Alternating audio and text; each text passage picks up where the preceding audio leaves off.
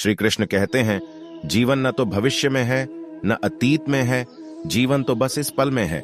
जन्म लेने वाले के लिए मृत्यु उतनी ही निश्चित है जितना कि मरने वाले के लिए जन्म लेना। इसलिए जो अपरिहार्य है उस पर शोक नहीं करना चाहिए। किसी नगर में 4 मित्र रहते थे। हालांकि वे चारों युवा ब्राह्मण थे। उनमें से एक सीखने के मामले में पूरी तरह से अनभिज्ञ था, लेकिन उसका सामान्य ज्ञान अच्छा था।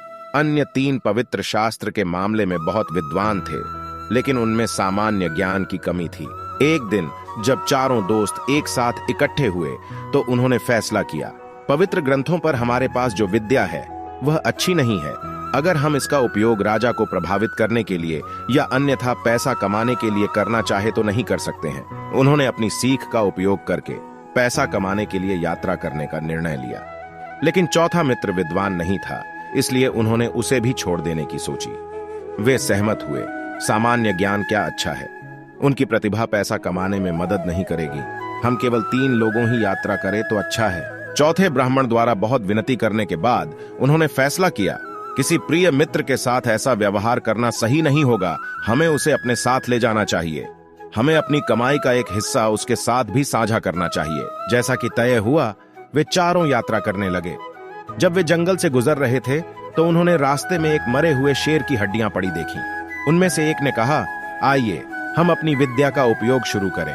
हमारे सामने एक मरा हुआ शेर है, आइए हम अपनी विद्या का परीक्षण करें और उसमें जीवन लाने का प्रयास करें। जबकि 3 ब्राह्मण सहमत थे, चौथे ब्राह्मण को यह विचार पसंद नहीं आया। लेकिन उनकी प्राथमिकता को अन्य 3 ब्राह्मणों ने नजरअंदाज कर दिया और उन्होंने पवित्र अनुष्ठान शुरू कर दिए।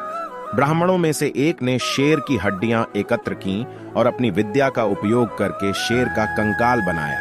एक अन्य ब्राह्मण ने अपनी विद्या का उपयोग करते हुए कंकाल को मांस और त्वचा से ढक दिया। जैसे ही बेजान शेर उनके सामने खड़ा हुआ, तीसरे ब्राह्मण ने शेर में जान डालने के लिए अनुष्ठान शुरू किया। चौथा ब्राह्मण घबरा गया। हे दोस्तों, अगर शेर जीवित हो गया तो वह हम सभी को मार डालेगा। कृपया आप जो कर रहे हैं उसे रोकें। ब्राह्मणों ने उनका उपहास किया। इतनी दूर तक पहुंचने के बाद क्या हम अपना ज्ञान बर्बाद कर देंगे? आप ऐसा कहते हैं क्योंकि आप हमारी विद्या से ईर्ष्या करते हैं। चौथा ब्राह्मण जानता था कि उनसे बहस करने का कोई मतलब नहीं है। उसने निवेदन किया, कृपया मुझे एक क्षण दीजिए।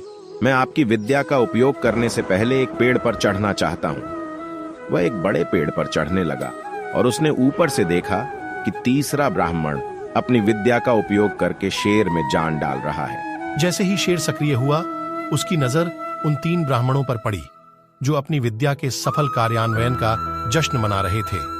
शेर तुरंत उन पर झपटा और उन्हें मार डाला। चौथा ब्राह्मण शेर के चले जाने तक इंतजार करने के अलावा कुछ नहीं कर सका। फिर वह पेड़ से नीचे उतर गया और अकेले घर लौट आया। मॉरल: सामान्य ज्ञान ज्ञान से बेहतर होता है।